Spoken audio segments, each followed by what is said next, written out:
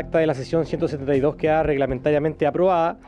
El acta de la sesión 173 se pone a disposición de las y los integrantes de la comisión. Señor secretario, por favor, adelante con la lectura de la cuenta. Señor presidente, se han recibido los siguientes documentos. Un proyecto de ley iniciado en moción de la diputada señora Sandón y de los diputados señores Becker, Ibáñez, Mellado Miguel, Sauerbaum y Undurraga don Alberto, que modifica el Código del Trabajo en materia de despido por falta de probidad en el uso de licencias médicas.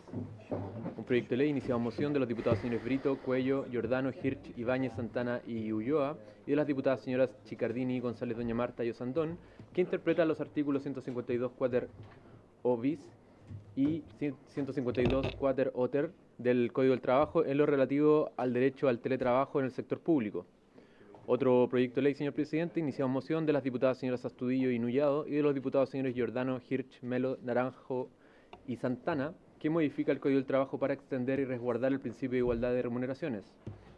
Una comunicación del jefe de Comité de Diputados RN, por la que informa que el diputado señor Mauro González será reemplazado en esta sesión por el diputado señor Bernardo Berger. Correo electrónico de la secretaria del Gabinete del Director del Trabajo, por el que excusa la inasistencia a esta sesión del director Pablo Centeno Muñoz por razones de agenda.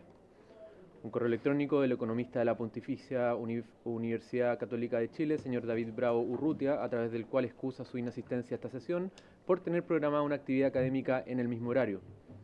Un informe elaborado por la Biblioteca del Congreso Nacional relativo a los argumentos esgrimidos al momento de establecer dos topes a la indemnización por años de servicios en sede laboral, 5 años durante el régimen militar y 11 años definidos en sede parlamentaria, establecidos en las leyes número 18.018 y número 19.010.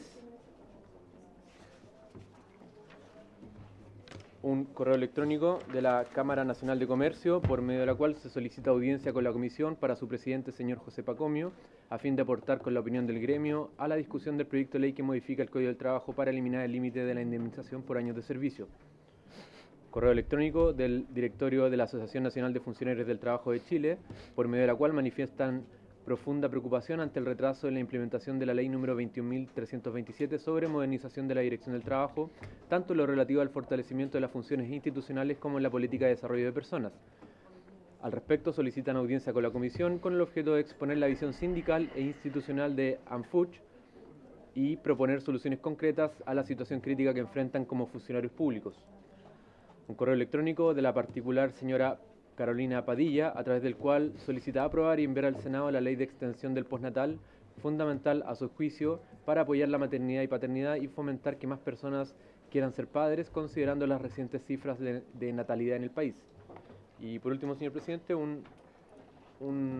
también una comunicación por parte de la bancada Unión Demócrata Independiente, por medio de la cual informa que el diputado señor Henry Leal será reemplazado en la presente sesión por el diputado señor Marco Antonio Zulantay Olivares. Esa es toda la cuenta, señor presidente. Muchas gracias, señor secretario. No sé si hay palabras sobre la cuenta, colegas. Sobre puntos varios. Diputado Giordano, diputado Santana, diputada Marta. Muchas gracias, presidente. Extiendo un saludo a los miembros de la comisión y también a los diputados y diputadas que hoy día se suman a participar de ella.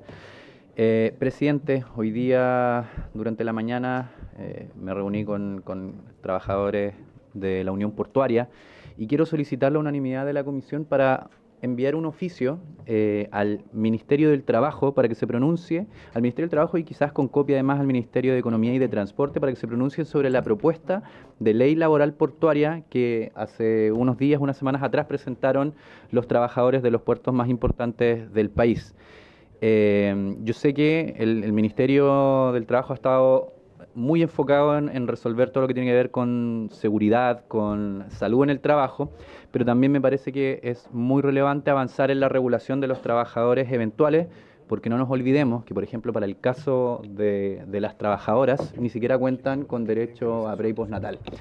Entonces estamos hablando de un sector que es estratégico para la economía y que sin embargo tiene estas características de precarización que se han intentado abordar gobierno tras gobierno sin tener una respuesta concreta y hoy día las y los trabajadores han materializado en un esfuerzo importante este robusto documento técnico para que reciba respuesta del Ministerio. Entonces, la solicitud en concreto del oficio es para que nos informen de los plazos de respuesta formal a las y los trabajadores Si fuera posible, además, porque entiendo que está comprometido la presentación de una iniciativa legislativa, que es además prerrogativa exclusiva del Ejecutivo, que nos indiquen cuándo va a presentarse esa iniciativa legal y, dado que es un tema también relevante y prioritario, que se nos envíe la misma respuesta que se le envía a los trabajadores a la Comisión de Trabajo para tomar conocimiento de cómo avanza este tema. Gracias, presidente.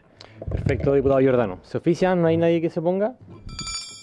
Perfecto. Diputado Santana, adelante.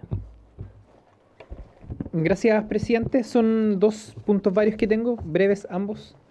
El primero, quería informarle a la comisión que el sindicato de trabajadores del colegio parroquial Padre Negro de la comuna de Caldera, que agrupa a más de 120 trabajadores, lleva más de un mes de huelga, ¿no? Esto, entre otras cosas, porque se ha fracasado en los intentos de poder finalizar la negociación colectiva que estaban llevando adelante, en donde planteaban una serie de mejoras laborales que han sido respondidas relativamente por parte del sostenedor, pero que hoy lo que más les preocupa son los casi 30 días sin sueldos que tienen los trabajadores y trabajadoras, por lo que me gustaría, dada la importancia que tiene este establecimiento, que es particular subvencionado, perteneciente al obispado en la comuna de Caldera, se pudiese, señor presidente, oficiar a la Dirección del Trabajo para que dé a conocer las gestiones que ha realizado en medio de este proceso de negociación colectiva, y pedirle al mismo tiempo celeridad para que se pueda resolver este conflicto que tiene a este establecimiento educacional de la comuna de Caldera paralizado, como lo decía recién, por más de un mes. Eso en primer lugar. Lo segundo... Oficiemos inmediatamente, ¿no? Si no hay nadie que se ponga, se oficia. Siga. Gracias, presidente. Lo segundo dice relación con que ya desde hace más de 2 años la agrupación de enfermos profesionales del Salvador, división de la empresa Codelco, en la región de Atacama, acusa prácticas injustas, vulneraciones a los derechos fundamentales de los trabajadores y situaciones principalmente de malos tratos y hostigamientos por parte de la empresa estatal. Quisiera comentarles que esta situación ha sido abordada reiteradamente en la Comisión de Minería. La propuesta que han hecho los trabajadores para poder resolver esta situación ha sido completamente ignorada por parte del directorio de Codelco. Y lo que más me preocupa, señor presidente, es que estos trabajadores, tras años de trabajo en condiciones que afectaron seriamente su salud, hoy día están enfrentando enfermedades profesionales. Muchos de ellos han tenido que ser objeto de licencias rechazadas, lo que además se enmarca dentro de toda esta crisis que ha habido con las licencias médicas, para perjuicio, digamos, de ellos. Y naturalmente lo que plantean es principalmente un plan de retiro digno y una mesa de negociación que les permita enfrentar las situaciones de salud que hoy día son el resultado del trabajo que han realizado en esta empresa durante mucho tiempo. Quisiera que pudiésemos oficiar a Codelco para solicitarles que puedan hacerse cargo de esta situación, en donde no son pocos, son decenas de trabajadores de esta división de Codelco los que se encuentran hoy día en una situación de salud compleja y que no tienen una respuesta por parte de su empleador, y que naturalmente genera aún más preocupación toda vez que una empresa del Estado como Codelco, la división El Salvador. Perfecto. Si nadie lo contraviene, se oficia. Diputado, alguien me había pedido la palabra, ¿no? Diputada Marta González y luego diputada Osandón. Gracias, presidente. Vengo a exponerle a la comisión un tema muy preocupante sobre unas cifras que nos entregó la directora del Cernageomín regional en O'Higgins, en el marco de una mesa por la minería, a la cual convocamos con el Ceremi del Trabajo. Y en esta mesa se expusieron hoy día los datos de los trabajadores subcontratados en la minería. Y es bastante alarmante, ya que se entregó que hoy día la cifra de trabajadores propios y trabajadores subcontratados es 1:6. Situación en donde hace décadas nosotros hemos seguido esta cifra del aumento preocupante de la subcontratación en empresas estatales y en otras empresas. Y, presidente, lo que se percata acá es que hay un abandono, digamos, en la fiscalización y supervisión de la ley de subcontratación. Porque hoy día en el Teniente, por largas décadas, mantuvimos un trabajador propio por 4 trabajadores subcontratados. Y hoy día esta cifra aumentó considerablemente a un trabajador propio por 6 trabajadores subcontratados. Lo que implica en la práctica es que los trabajadores propios, debido a la edad y a ajustarse a planes de retiro, han salido de la empresa como trabajadores propios y esas actividades que hacían los trabajadores propios de Codelco, hoy día se han pasado esas funciones a trabajadores subcontratados. Por ende, hay muchas funciones que hoy día son del giro principal de la empresa, que están siendo tratadas por subcontratos, y también muchas áreas están bajo supervisión y dependencia de Codelco, lo que es una vulneración a la ley del subcontrato. Entonces, este tema ya con esa cifra está descontrolado dentro del teniente. ¿Qué implica un trabajador subcontratado y por qué nace también esta mesa de la minería? Un trabajador que tiene menos remuneración, que tiene menos derechos laborales, que pierde sus derechos colectivos cuando la empresa subcontratada licitan contratos. Por ende, cada vez se va mermando la capacidad de los trabajadores de tener mejoras razonables en la industria de la minería y más en la minería estatal. Entonces, presidente, yo vengo a pedirle a la comisión que pudiesen tratar este tema. Sé también que el diputado Luis Cuello presentó un proyecto en esta línea de que los trabajadores subcontratados deben ser una proporción razonable dentro de una empresa, porque si no están trabajando dentro del giro principal de la producción.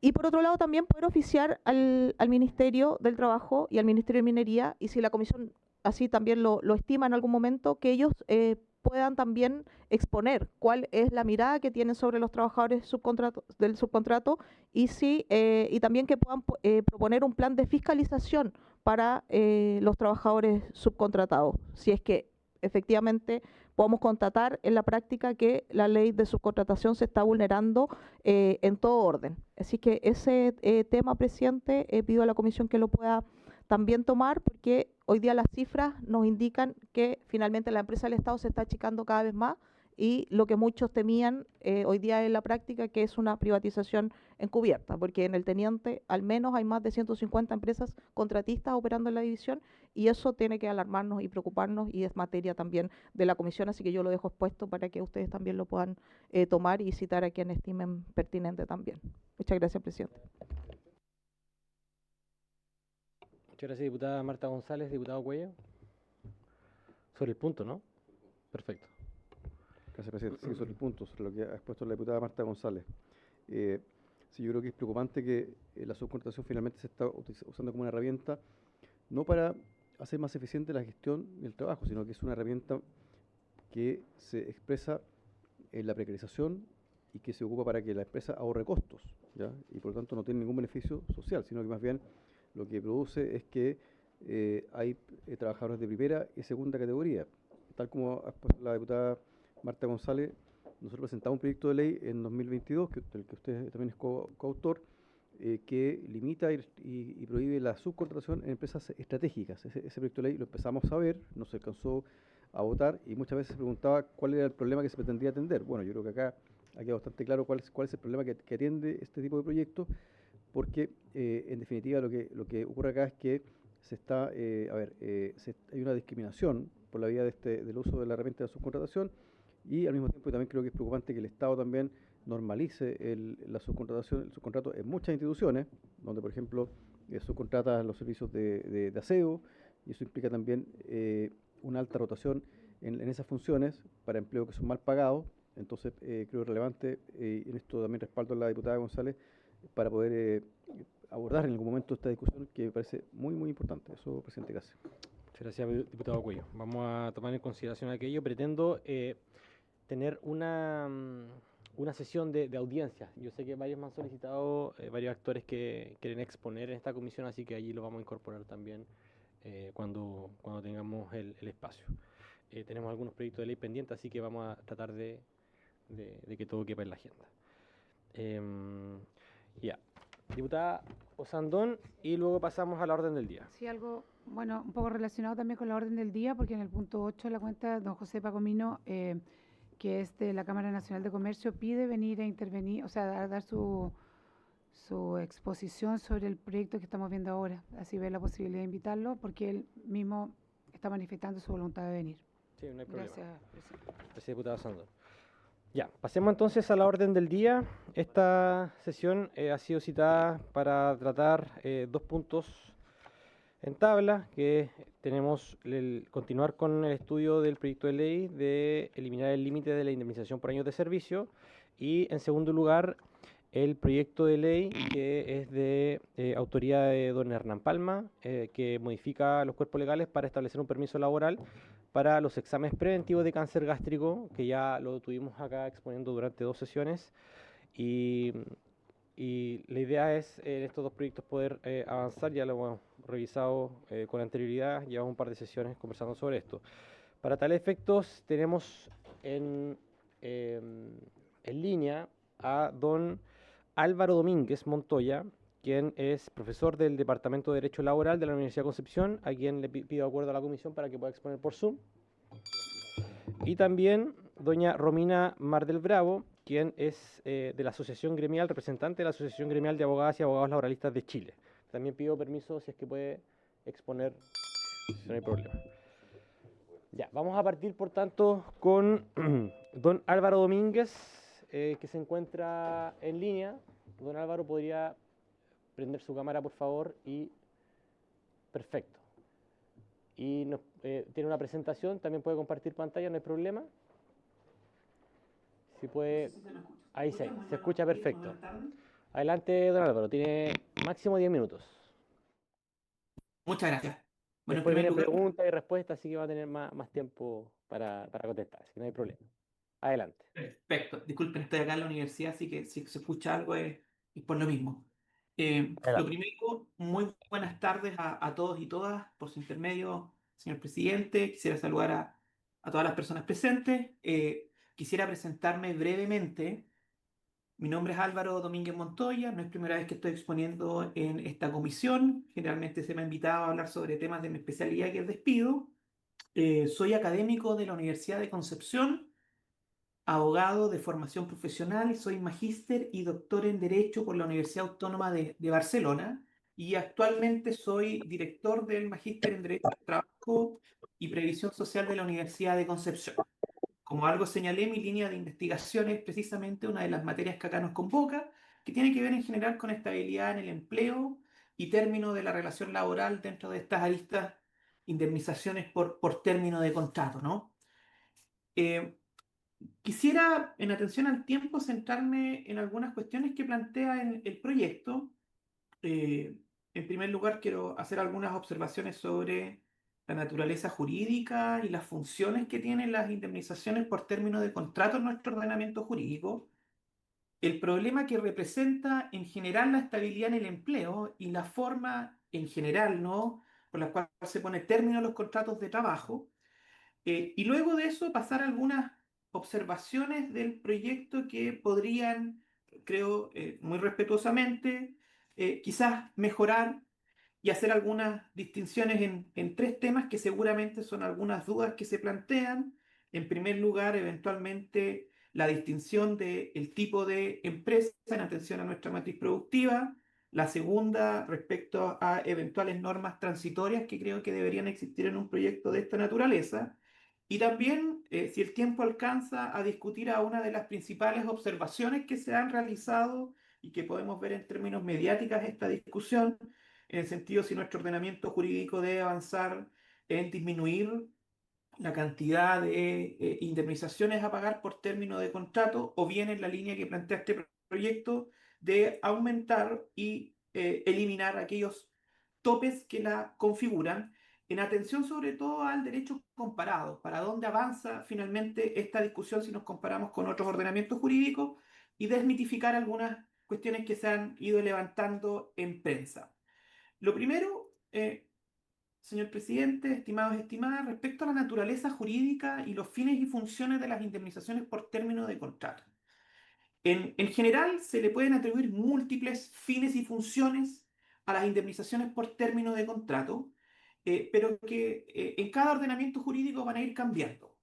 En nuestro ordenamiento jurídico satisfacen distintos fines y funciones, entre estos seguridad social, ¿no?, estabilidad en el empleo, pero en general el consenso que existe en que quizás la principal de estas funciones tiene que ver o está asociado en limitar el poder empresarial. ¿Limitarlo en qué sentido? En que se convierte un mecanismo de racionalización del poder privado, eventualmente el determinar los costos o, si se quiere, la discusión de la monetarización del despido. ¿Cuánto es lo que eventualmente yo voy a pagar por poner término al contrato? Y eventualmente, ¿qué significa la declaración de ilegalidad del mismo? ¿No? Y dentro de ese esquema, nuestro sistema jurídico tiene dos problemas, ¿no? Creo que este proyecto de ley solamente se hace cargo de uno de estos, creo que de forma insuficiente, sin perjuicio que creo, o tengo una valoración positiva del mismo, sin perjuicio, como lo dije, las observaciones que creo que hay que señalar. Es que nuestro sistema en general y la doctrina lo ha calificado críticamente como un sistema de libre despido indemnizado. ¿Por qué? Porque en nuestro ordenamiento jurídico, a diferencia de otros ordenamientos jurídicos comparados, la decisión que toma el empleador de poner término al contrato de trabajo, por regla general, no puede ser privada de efectos por un tribunal. Eso quiere decir, si el empleador decide justificada o injustificadamente, legal o ilegalmente, poner término al contrato de trabajo, la regla general es que un tribunal no puede privar de efectos esta decisión. Por lo tanto, eventualmente no puede reintegrarse al trabajador o trabajadora despedido, pese a que la decisión pueda ser contraria a nuestro ordenamiento jurídico. La respuesta por la que opta en términos técnico-políticos el ordenamiento jurídico chileno no es el reintegro, sino que es el pago de una determinada indemnización con un recargo punitivo sobre una determinada base de cálculo. Entonces esto no es propio de Chile, ¿no? Pero quizás se ve fortalecido por variantes, por el sistema causal, la necesidad de la empresa, ¿no? Como la causal central que define la forma en la que opera el despido en Chile, ¿no? Pero en otro ordenamiento jurídico ha existido un debate similar y se ha llamado esto el precio de la arbitrariedad. Eso quiere decir que el empleador puede conocer previamente cuánto es lo que corresponde es el precio o el valor a pagar por su ilegalidad, ¿no? Y desde ahí incluso provisionarlo. De ahí es que, por la dinámica en la que opera nuestro sistema, la forma que se está planteando de eliminar aquellos topes, ya sea de cuantía, como a su vez también de cantidad de años a pagar, efectivamente cumple con las finalidades que plantea el proyecto de servir como un mecanismo de protección y de racionalización del ejercicio arbitrario o ilegal del poder de despido que pueda eventualmente tener el empleador. En ese sentido, si uno atiende a los fines y funciones de las indemnizaciones por año de servicio, sería correcto, ¿no? No obstante, dentro de este debate de la indemnización y particularmente de este proyecto de ley, eh, creo que hay que hacer una distinción o a lo menos dos observaciones que creo que podrían ser interesantes tener presente en este debate. Primero, la distinción del tamaño de la empresa, ¿no? Seguramente va a salir dentro de esta discusión qué tan importante o la consideración que eventualmente puede tener el que se liberen los topes o las bases de cálculo vinculadas a la indemnización por años de servicio. Y la primera cuestión que hay que tener en cuenta es que en términos estadísticos, ¿cuál es la tasa de rotación que hay en las pymes, ¿no? Y dentro de ese mismo esquema, si logra no alcanzar los topes que hoy tiene nuestro ordenamiento jurídico. Si nosotros observamos la base de cálculo, ¿no? Y a su vez también la cantidad de años que se mantiene generalmente un trabajador o trabajadora en empresas de pequeñas o de mediano tamaño, es que la verdad, por regla general, no nos alcanza, ¿no? Por lo que podría ser incluso un debate artificioso, ¿no? Es cosa de ver las estadísticas de INE de rotación y que podría ser muy clarificador en ese sentido. Y la segunda cuestión que creo que es importante, sin perjuicio de compartir la finalidad del proyecto de ley, creo que es necesario el establecimiento de normas de carácter transitorio, o a lo menos que se aclare desde cuándo empieza a contabilizar el aumento de años que eventualmente elimina en cuanto límite, ¿no? Desde cuándo, por decirlo en términos más coloquiales, desde cuándo empezamos a sumar la cantidad de años, ¿no? Creo que sería interesante para la eficacia de este proyecto que se planteara una norma de carácter transitorio para efecto de tener certeza desde cuándo se empieza a contabilizar respecto de los contratos, sobre todo celebrados con anterioridad, la antigüedad para efectos del cálculo de las indemnizaciones. En esa misma línea, creo que también es importante, señor presidente, tener en consideración el debate que se ha planteado en prensa, ¿no? A partir de algunos estudios y sobre todo algunas recomendaciones que ha planteado la OCDE a Chile, en el sentido de que, en términos comparativos puramente legales, ¿no? Si los comparamos con otros ordenamientos jurídicos, estamos por sobre, ¿no? Y realmente la propuesta va en una línea muy distinta a la que plantea este proyecto de ley, que sería disminuir la cantidad de indemnizaciones, ya sea la cantidad de años a pagar, o bien disminuirla en cuanto a su base de cálculo, ¿no? Y creo que es sumamente relevante tener en consideración que ninguno de estos estudios considera la realidad de cada ordenamiento jurídico con el que supuestamente se compara, ¿no? Puesto que en la operatividad de estos sistemas comparados, en la práctica, la fuente sobre la cual se construyen los límites de las indemnizaciones por término de contrato no vienen dados por la ley, sino que vienen dados por la autonomía colectiva. Por lo tanto, sería ficticia esa comparación. ¿Qué quiere decir esto? Estamos comparando nuestro sistema donde la protección legal y la definición por regla mayoritaria viene dado por la ley a propósito de las indemnizaciones por término de contrato. A diferencia de lo que ocurre con otros ordenamientos jurídicos donde la fuente principal regulatoria viene dada por la autonomía colectiva. Por lo tanto, no es correcta la forma en la que se plantea supuestamente esta comparación. En los ordenamientos jurídicos que se plantea precisamente se caracterizan porque la fuente principal de la regulación de las relaciones de trabajo viene dada por la autonomía colectiva. Podríamos, en términos más coloquiales, ¿no? Por contratos colectivos, si lo tratamos de pasar a la jerga nacional, ¿no? Y generalmente por negociaciones colectivas que se dan en un contexto ramal. Desde ahí es que creo que si eventualmente se debe hacer esta comparación, debe ser en el funcionamiento real de cada sistema y no desde una comparación abstracta, ¿no? Generalmente en estos ordenamientos jurídicos comparados, los niveles de protección de la ley son inferiores a los que plantea la autonomía colectiva, que son finalmente la forma regulatoria preponderante. Finalmente, si me alcanza el tiempo, señor presidente, creo que un proyecto de ley de esta naturaleza es beneficioso en términos del objetivo principal que busca, que no es solamente una cuestión estrictamente vinculada a la seguridad social, sino, como lo dije, a racionalizar nuestro sistema de términos del contrato. No obstante, quiero hacer una prevención. Creo que este proyecto de ley es insuficiente. ¿Es insuficiente en qué sentido? En que realmente la discusión de fondo está en analizar completamente el funcionamiento de nuestro sistema de término de contrato, en el que no basta simplemente en discutir aisladamente las indemnizaciones por término de contrato. Creo que debería plantearse de forma más amplia y que finalmente un proyecto de esta naturaleza se encamine, yo diría que quizás de forma más completa a discutir el problema de fondo que tenemos. Tenemos un sistema de terminación del contrato de trabajo donde la causal de mayor aplicación en la práctica es necesidades de la empresa, que generalmente es declarada ilegal y que finalmente genera un desincentivo en los trabajadores teniendo en cuenta los tiempos de tramitación.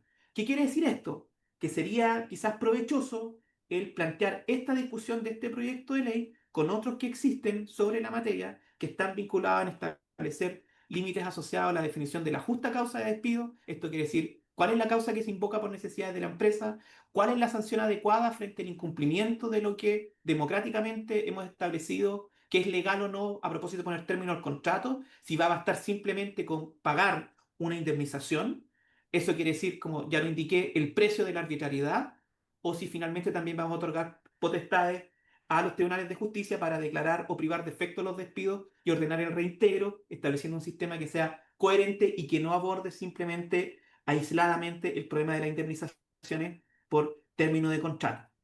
Eso, señor presidente, no sé si estoy dentro del tiempo. Al parecer sí, y quedo Sí, atento a las preguntas que puedan plantear. sí, se pasó un poquito, pero queríamos escuchar además la intervención completa. Así que muchas gracias, don Álvaro. Era importante la exposición. Antes de dar pie a las preguntas y de devolver la presidencia a su legítimo presidente, le vamos a dar la palabra a doña Romina Mardel para que podamos acumular ambas exposiciones y finalmente, si se realizan preguntas, se le realicen a ambos invitados de manera abierta. Tiene la palabra doña Romina.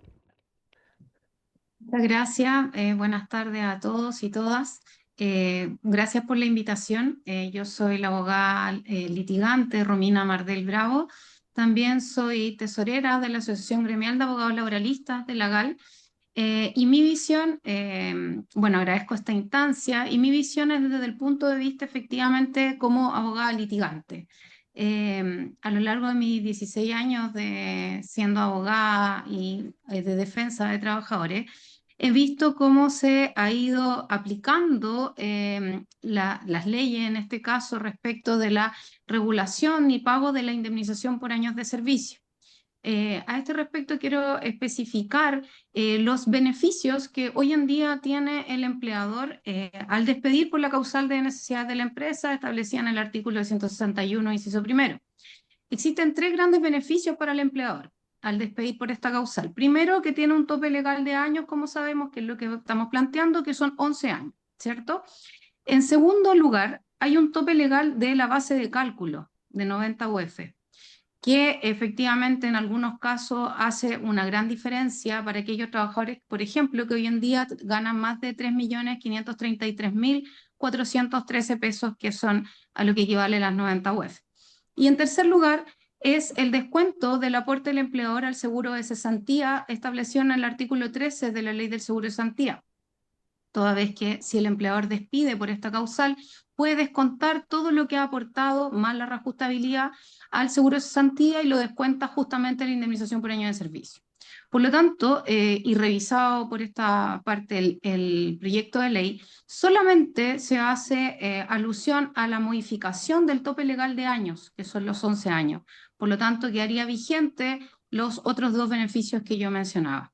Por lo tanto, no veo que sea como, bueno, si bien lo que se comenta regularmente es que esto va a afectar a las empresas, como se ha indicado y ha sido como el icono de lucha de todas las empresas, de decir que las van a perjudicar, como ha sido, por ejemplo, respecto de la ley de las 40 horas y otras modificaciones legales. La verdad es que siguen vigentes 2 beneficios para el empleador.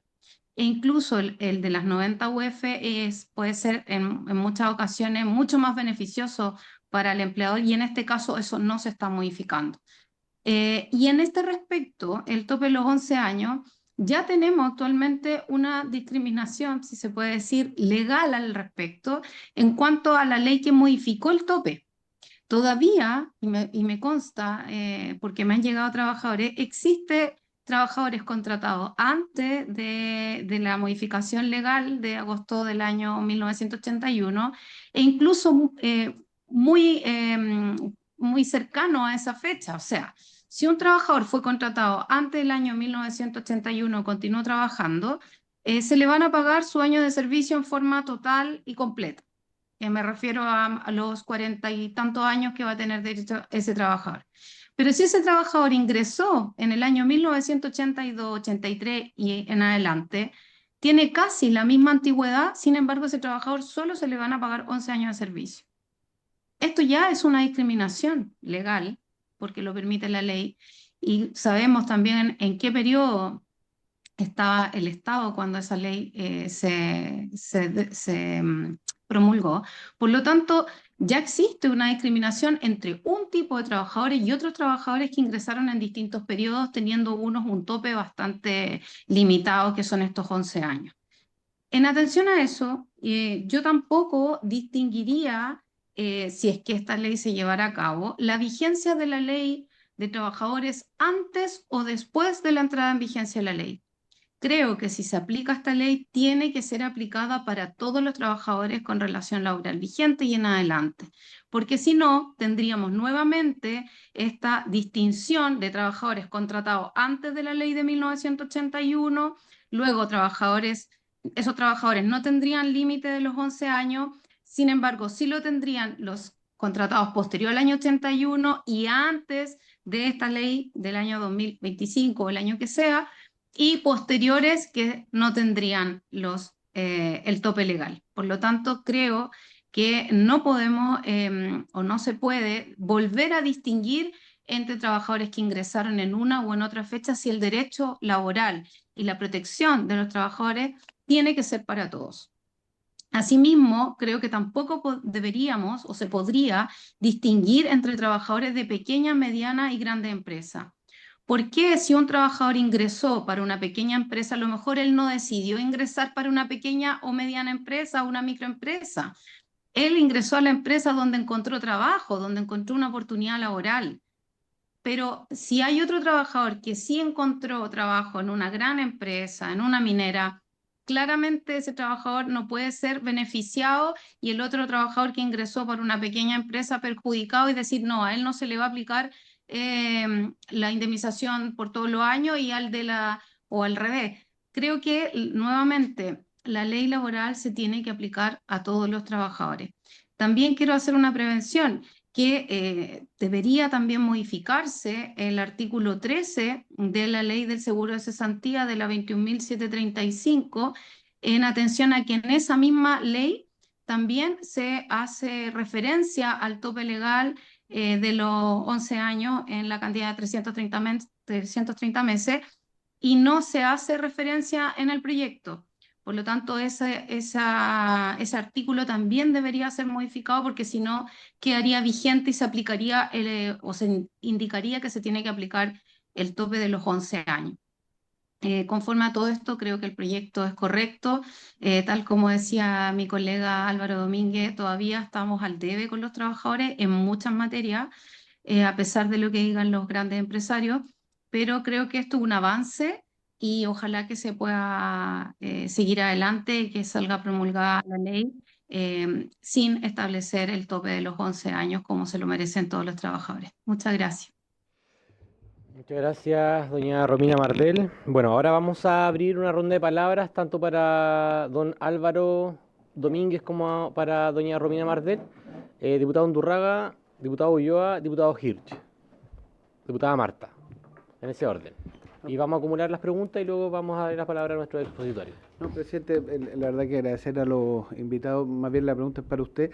¿Qué otros invitados tenemos más adelante? Porque me gustaría poder escuchar a empleadores también. Entiendo que está la Cámara de Comercio, no sé si la Nacional o la Santiago, una de las dos. La Nacional ha solicitado, entonces yo creo que es importante escuchar a empleadores para ver cuál es el impacto en el costo en el empleo. Y lo otro, lo que conversábamos en la sesión anterior a la anterior, la última no pude estar porque fue en paralelo a la sala, respecto a cuántos de los trabajadores finalmente que llegan a más de 11 años aplican esto y cuántos se dan por renuncia o por jubilación. Para ver cuál es la magnitud del impacto, porque puede ser mucho más interesante poder avanzar en una indemnización a todo evento, para todos los trabajadores y en cualquier circunstancia, pero por la vía de fondo, como se conversaba en la vez anterior. Eso es más caro en todo caso, es más caro, pero podemos avanzar en eso y puede ser menos conflictivo, ¿no? Menos conflictivo la relación trabajador-empresa, pero para ello es bueno saber los montos. Y lo último que me gustaría preguntarle, presidente, es qué ha opinado el Ejecutivo de esto. Porque esto que va a impactar positivamente los derechos de los trabajadores y no sabemos cómo el empleo, en esa ecuación, en ese balance que siempre hay que hacer cuando se legisla en materia laboral, sería importante escuchar al Ejecutivo en esta materia. Eso, presidente. Gracias, diputado Undurraga.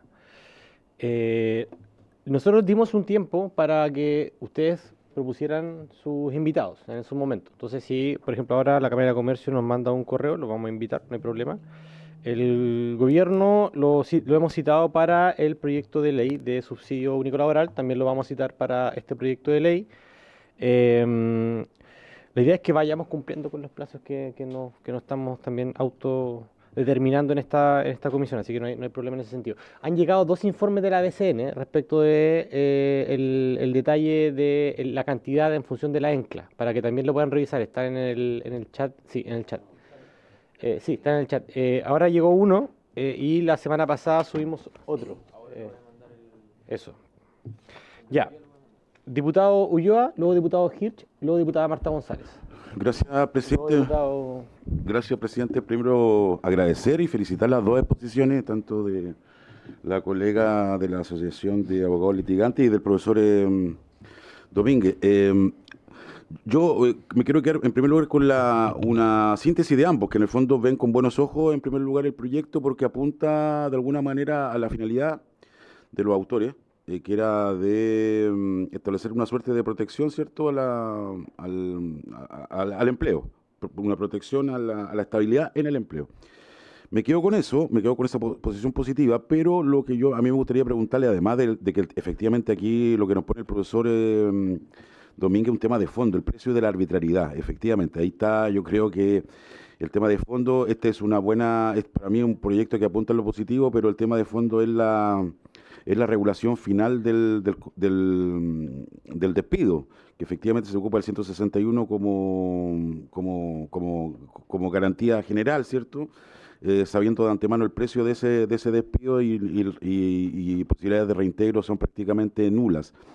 Pero partiendo de eso, quiero preguntarle a ambos el tema de que usted tiene ahí también una posición disímil, que el tema de la norma transitoria, que es interesante ese debate. No sé si se pueden referir a las consecuencias, más allá de lo obvio, voy a ser un redundante, pero más allá de lo obvio de establecer que los contratos se establecen de aquí para adelante y no establecer ninguna limitación en ese sentido, y por tanto tendríamos contratos del 81 para adelante, antes del 81 y después del 2026, por ejemplo, si es que se llega a aprobar, ¿cierto? Entonces tendríamos como dos estadios o tres estadios, perdón, de tiempo distintos, pero en algún momento se va a aplicar el régimen general. Pero más allá de eso, las consecuencias que ustedes ven en la aplicación de la norma, eso me gustaría su opinión. Y respecto de la diferencia también que entiendo que es fundamental para nosotros, para ilustrarnos, también usted tiene una diferencia grande en respecto a no aplicar a ningún tipo aplicar una distinción de empresas según su tamaño y la colega que se me fue, Romina Mardel, que señala que como principio general no hay que aplicar ningún tipo de distinción. Para los efectos yo coincido con usted en los términos conceptuales, jurídicos, de fondo, pero cuando uno también está llamado a legislar, tiene que tener también a la mano un razonamiento también del punto de vista económico, técnico, de cuánto cuesta esta medida, ¿cierto? Porque esto se aplica, y no solamente una concepción teórica, jurídica, que siempre es interesante y que es un buen punto de partida. Eso le preguntaría a ambos. Nuevamente, distinción de empresa y transitoriedad. Eso, presidente, a ambos. Gracias. Muchas gracias, diputado Ulloa. Diputado Hirsch, luego diputada Marta González. Gracias, presidente. Saludar también a nuestros dos invitados, a Álvaro Domínguez y Romina Mardel. Con respecto a lo que planteaba Álvaro Domínguez, claro, el proyecto toma una parte, toma el tema de la indemnización, del tope de la indemnización. No toca otro de los temas que tenemos claro que efectivamente también en algún minuto habría que legislar al respecto. Pero en particular me interesa si él puede reflexionar un poco más cuando dice el problema de fondo, ¿no es cierto?, el funcionamiento del término contrato. ¿Qué reflexiones tiene al respecto en cuanto, si bien no es exactamente lo que está planteado en el proyecto, en cuanto a cómo enfocarlo? Yo creo que este proyecto lo hemos querido, quienes somos autores, soy uno de ellos, acotarlo, pero de todas maneras me pareció que el punto sobre ir al fondo de este asunto tiene relevancia pensando un poco en el futuro. Respecto de lo que nos decía doña Romina Mardel, claro, es verdad que se establecen aquí como tres tramos diferentes, antes de 1981, 1982, hasta el momento de promulgación o aplicación de esta ley. Pero hay dos cuestiones. En primer lugar, si bien la ley normalmente rige de aquí hacia adelante, también uno puede establecer en la ley la retroactividad, así que eso es un escenario que queda de todas maneras abierto. Está bien, pero es una discusión que se puede tener de todas maneras respecto de su aplicación. Ahora, de todas maneras, por lo que estuvimos conversando, el porcentaje de quienes tienen más de 11 años por la rotación que hay en Chile es bastante bajo, aparentemente. Nosotros pedimos información, no sé si está en alguno de los dos informes, pero en general es un porcentaje bastante bajo, lo cual sin duda igual genera una situación de discriminación, y ahí estoy totalmente de acuerdo, pero bueno, en algún minuto hay que buscar cómo detener esta situación que no se sigue incrementando, y desde ese punto de vista creemos que de todas maneras el proyecto cumple con con el objetivo. Lo mismo respecto al tema del tope. Nosotros sabemos que están esos otros dos problemas. En el proyecto no quisimos innovar en el tope del monto, es decir, el tope máximo a pagar por mes por indemnización, porque creemos que sí podía generar un aumento muy grande, y eso es lo que afecta básicamente a los ingresos más altos, no a la mayoría de los trabajadores de nuestro país. Por lo tanto, creemos que no modifica mucho lo que nosotros pretendemos con este proyecto, que es defender a la gran mayoría de los trabajadores del país. Y sí, respecto al subsidio de cesantía, efectivamente tampoco está incluido en el proyecto, y es un tema que también queda abierto a seguir perfeccionando hacia adelante para que no les sea descontado, ¿no es cierto?, de la indemnización que recibe. Entonces, más que otras preguntas, quería aclarar que efectivamente son temas que intencionalmente dejamos afuera, pensando en que puede ser bueno partir por un punto específico. De todas maneras, nosotros creemos que en la medida que se planifica hacia adelante, y por lo que hemos escuchado hasta acá, no debiera incidir, aunque no tenemos acá la cifra exactamente, fuertemente en el empleo. De todas maneras, puede ser legítima la consulta que se ha hecho por su intermedio, presidente, el diputado Undurraga. Pero hasta acá lo que hemos visto es que básicamente en la medida que las empresas provisionan para el finiquito, no es algo que debería incidir, porque a más años también hay más provisión de estos mismos fondos, tal como vimos en la sesión anterior.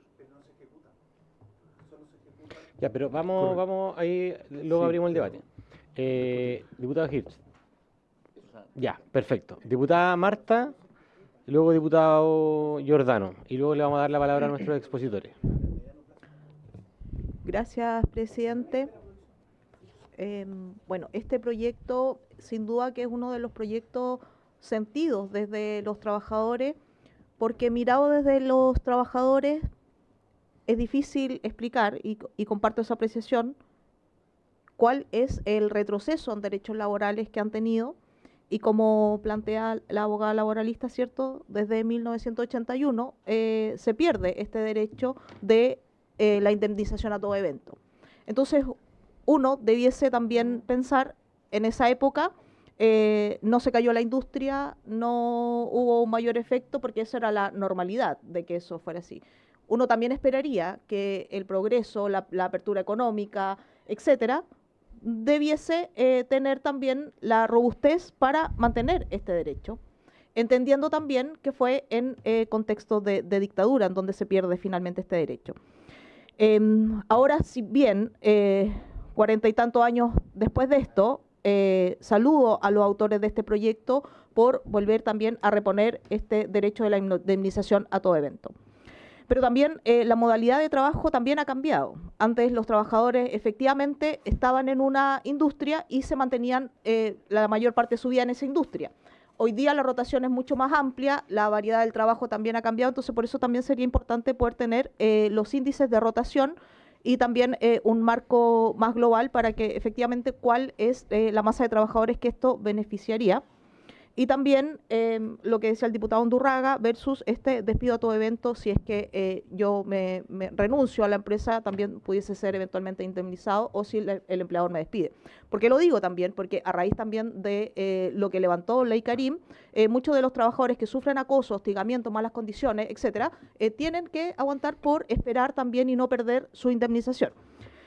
Entonces, eso por un lado. Por otro lado, en cuanto a las intervenciones que manifestaban los invitados, me gustaría también un poco que Álvaro pudiese profundizar en lo que él decía sobre la autonomía colectiva o sobre la negociación colectiva ramal.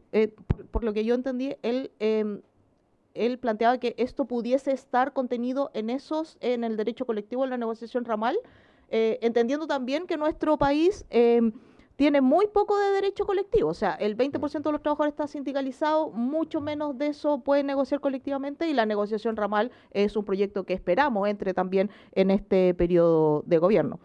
Eso por un lado, para poder entender un poco más la idea de lo que planteaba Álvaro.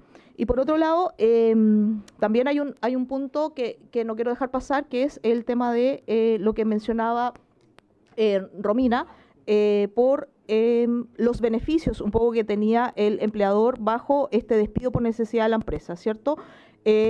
Y en base a lo que pudiese descontar el aporte del seguro de cesantía. También le quiero mencionar a los colegas y a la comisión que nosotros hemos ingresado un proyecto para el no descuento del seguro de cesantía por parte del empleador, toda vez que también sentimos que hay una discriminación o una ventaja del empresariado versus el Estado, que también aporta el seguro de cesantía, y el trabajador, que también aporta el seguro de cestantía.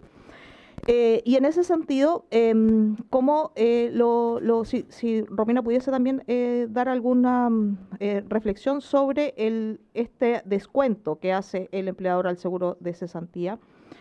También contarles que este proyecto fue en la oficina de partes fue declarado inadmisible. Nosotros la próxima semana vamos a pelear la admisibilidad, entendiendo que no es una regulación de seguridad social, sino que una regulación contractual, y entendiendo también que queda un vacío ahí para los trabajadores. Esos temas quisiera poner, presidente, en la mesa, y por supuesto vuelvo a saludar también a los autores de este proyecto. Muchas gracias. Gracias, diputada Marta. Diputado Giordano, luego yo tomo la palabra. Muchas gracias, presidente. Gracias a ambos invitado e invitada por la clara exposición que refuerza algunos de los argumentos que hemos escuchado en exposiciones anteriores, y por su intermedio, presidente, quiero agradecer también a la comisión por tenerme la paciencia con una reflexión que quiero hacer en este momento, brevemente. Y es a propósito de las preguntas que además han salido en este debate. Me parece interesante lo que plantea, por su intermedio, presidente, el diputado Undurraga, y creo que, sin perjuicio de que puede ser positivo que tengamos mayor participación de invitados en el corto plazo, porque efectivamente nos hemos fijado ciertos tiempos para poder definir el avance de un proyecto que probablemente requiera indicaciones, probablemente requiera ciertos consensos, trabajos técnicos, para que de alguna manera esto además tenga la viabilidad de aprobarse en sala. Yo creo que a lo menos si hemos llegado al consenso transversal con invitados de diversa índole de que esta es una iniciativa que tiene que avanzar, bueno, tenemos que también darle la viabilidad para que no solo flote aquí, sino que además en una sala donde hay 155 individualidades. Pero yo quiero traer algunos datos a colación, y el primero es que, de acuerdo a las propias exposiciones que hemos tenido, pero esto se refuerza en lo que nos envió la Biblioteca del Congreso, Chile es el tercer país con mayor rotación de la OCDE. O sea, ese es un problema que de alguna manera este proyecto también busca abordar, y se ha centrado algunas de las intervenciones en señalar que precisamente esto tiene que ver con los bajos incentivos a la protección de una estabilidad mayor, en este caso, por ejemplo, de 11 años. Y las cifras lo muestran claramente. Solo un 17% de los trabajadores y trabajadoras de Chile, de acuerdo a los últimos datos que manejamos, tiene una antigüedad superior a 10 años. Entonces, yo creo que a propósito de la consulta, bueno, ¿cuánto cuesta esto? ¿A quiénes afecta más? Bueno, estamos hablando en este momento de apenas el 17% de las y los trabajadores. Todos los demás tienen menos de 10 años.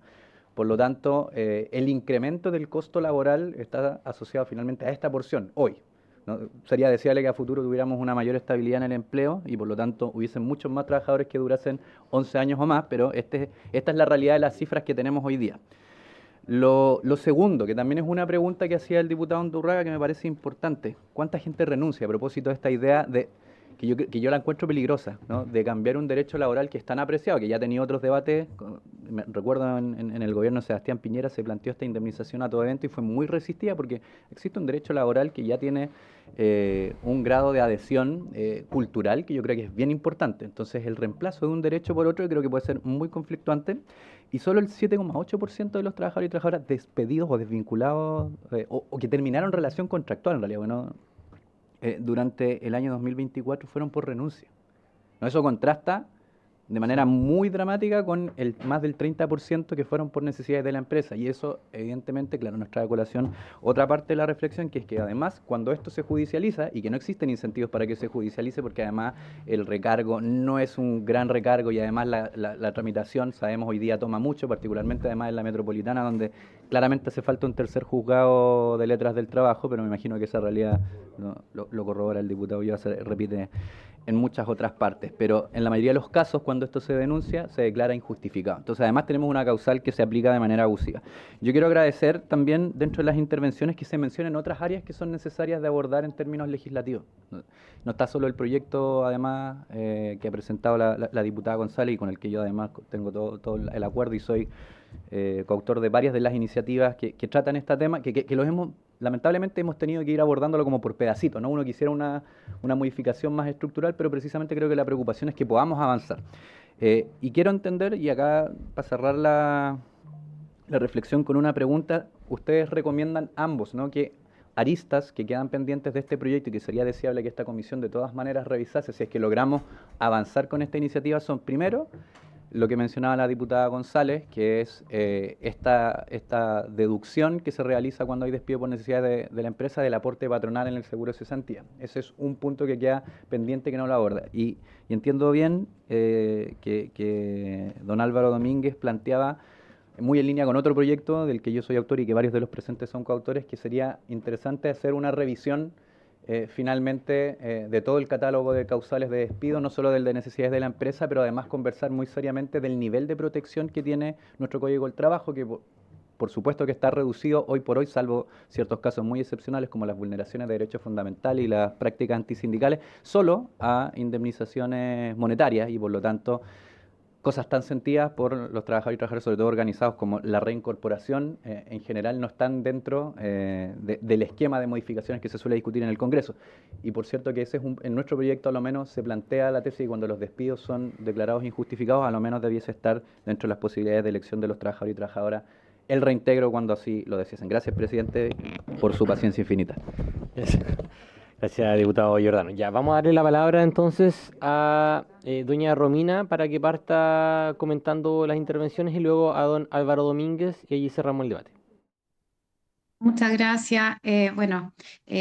Comentando lo que se ha hablado en este momento, respecto a la vigencia, bueno, sí, yo soy partidaria a que sea aplicable para todos, porque si no, eso también podría generar una interpretación odiosa de si se aplica o no se aplica a los trabajadores referente a la ley, que ha pasado en muchos casos, o sea, si se aplicaría o no esta indemnización, entra en vigencia la ley a los anteriores o no. Yo preferiría especificar que va a ser para todos los trabajadores y respecto del tipo de empresa, también creo que no podemos perjudicar a aquellos trabajadores por haber ingresado a una pequeña empresa y decirle, a usted no le va a corresponder esta indemnización sin tope porque usted tuvo la mala suerte de ingresar a una pequeña o microempresa, pero a aquel trabajador que ingresó a una gran empresa sí se le va a aplicar. No podemos seguir con discriminaciones. Más allá de entender el tema económico de las empresas, se puede hacer otro mecanismo. Por ejemplo, si es una pequeña empresa, que sí tiene que pagar, obviamente, sin tope, pero que esa empresa tenga un beneficio estatal. Por ejemplo, en impuestos. Si el Estado quiere efectivamente ayudar a esa empresa, bueno, la obliga a pagar la indemnización sin tope, pero a lo mejor el monto que pagó se puede descontar como un beneficio tributario. Ahí podría estar una ayuda para esa pequeña empresa para no perjudicarla económicamente, pero no podemos seguir con distinciones y discriminaciones entre uno y otros trabajadores. La ley laboral, lamentablemente para algunos, es para todos los trabajadores, ya sea trabajadores que ganan mucho, que ganan poco, tiene que aplicarse para todos, no podemos discriminarlo en ese caso. Respecto de las causales, lo que planteó recién el diputado Giordano de la reincorporación, sí, hoy en día es muy acotado las causales las vulneraciones, por ejemplo, la discriminación, una vulneración por discriminación solamente permitiría el reintegro, la reincorporación de ese trabajador o cuando son despedidos con fuero, las trabajadoras con fuero maternal o aquellos trabajadores con fuero sindical despedidos sin haber pasado por el desafuero, son en este momento las únicas personas que tienen derecho a una reincorporación. Efectivamente, como decía mi colega Álvaro Domínguez, podemos ver otras formas de reincorporación, sobre todo sancionando a aquellas empresas que efectivamente lo toman esto como un despido libre, para poder despedir libremente, incluso cuando hay trabajadores que se vienen reincorporando de licencias médicas, se reincorpora una licencia médica, despedido. Eso pasa mucho. Y no siempre los tribunales consideran que eso es una vulneración a ese trabajador por discriminación u otro tipo de vulneraciones. Entonces es complejo. Ahora, referente a lo que planteó una diputada, que disculpa, no recuerdo su nombre, del seguro de La Marta cesantía, González. efectivamente, hoy en día y mayoritariamente la jurisprudencia está ordenando el reembolso o no descuento del seguro de cesantía del artículo 13 de la Ley de Seguro de Cesantía, que son todos aquellos aportes del empleador que son de su cargo, más la reajustabilidad, o sea, es más la reajustabilidad. Yo he tenido casos hasta de 7 millones de pesos de descontados de la indemnización por año de servicio. Es mucha plata. Y cuando además es un despido que es injustificado, que a la carta, por ejemplo, que pasa mucho, no contiene los hechos en que se funda la causal en forma pormenorizada y claramente se despidió en la forma y en el fondo es injustificado, y después además el empleador se beneficia descontando el aporte seguro de cesantía, se está permitiendo que se aproveche su propio dolo, o sea, despidió mal y efectivamente descuenta. Entonces, la jurisprudencia mayoritaria, pero no toda, la Corte Suprema, Corte de Apelación y Tribunales Laborales, han determinado que no procede ese descuento y ordenan su reembolso o no aplicación. Pero no es toda la jurisprudencia. Entonces, si nos cambian, como ocurre habitualmente a algunos ministros, la cuarta sala, la Suprema, o a veces nos toca otra sala, la Corte de Apelaciones, cambia el criterio y nos dice, no, ahora sí está bien aplicado el descuento de seguro de cesantía. Necesitamos una ley que diga que no se puede aplicar este descuento, si además, como se mencionaba por uno de los diputados, el aporte de seguro de cesantía está compuesto también por aportes del trabajador. ¿Y cuál es el beneficio si se le va a estar descontando? O sea, el mismo se lo paga y el mismo se le descuentan además todo lo que ha aportado el empleador. Entonces, la verdad es que sí, tenemos que hacer alguna modificación en eso que no viene con esta ley. Por lo tanto, ya hay vigentes dos beneficios, continúan vigentes dos beneficios del tope en las 90 UF y de la ley de seguro de cesantía. Por lo tanto, me parece que sí, efectivamente, ojalá que avance al menos este primer beneficio, que es el tope legal de años, sin distinción de empresa y sin distinción también de la vigencia que se ha aplicado para todos. Muchas gracias. Muchas gracias, doña Romina Mardel. Adelante, don Álvaro. Álvaro Muchas Domínguez. gracias. Profesor. Voy a tratar de ser breve. Acá en la facultad van a cerrar pronto, así que en cualquier momento van a pedir que abandone el edificio. Y debo señalar algunas cuestiones que hay una aparente contradicción entre lo que planteaba Romina con lo que yo indicaba, y quiero clarificarlo en el sentido de la ley transitoria. Concuerdo con lo que plantea Romina en varias cosas, pero ¿por qué creo que era importante tocar el tema de las leyes transitorias? Porque en materia laboral es muy discutido el alcance de el efecto retractivo o no que tiene el derecho al trabajo.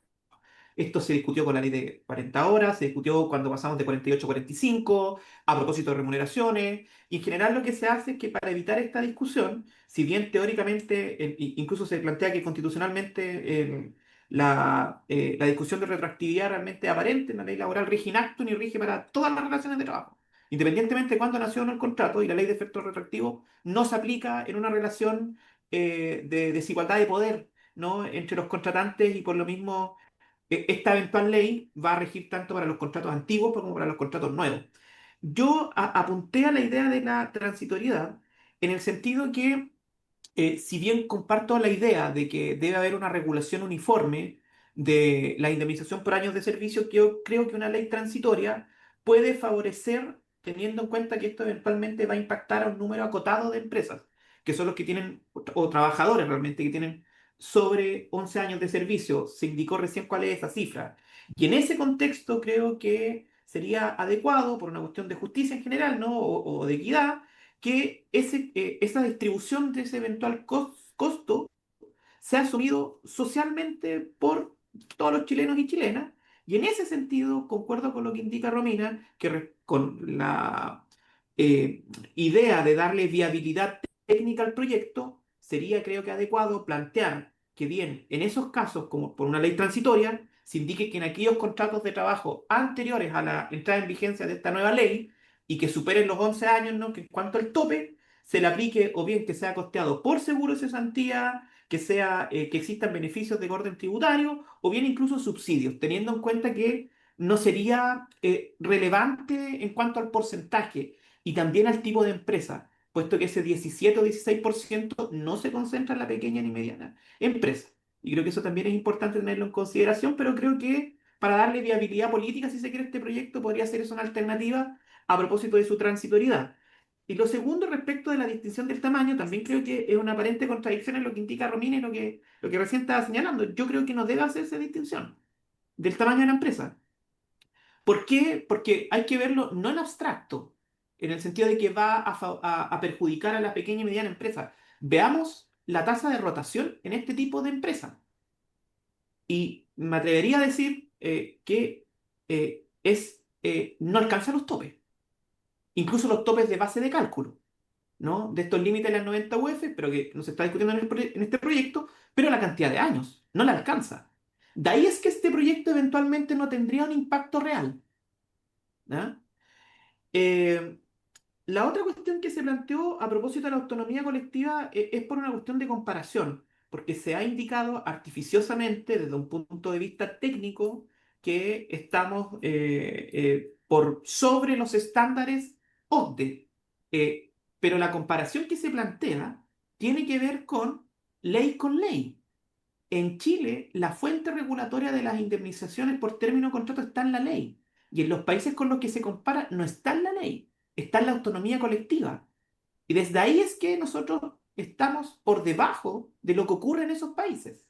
Tampoco se puede comparar aisladamente del sistema de seguro de cesantía que existe en otros ordenamientos jurídicos. De ahí que señalaba la importancia de tener presente la fuente regulatoria cuando hablamos de modelos comparados, ¿no?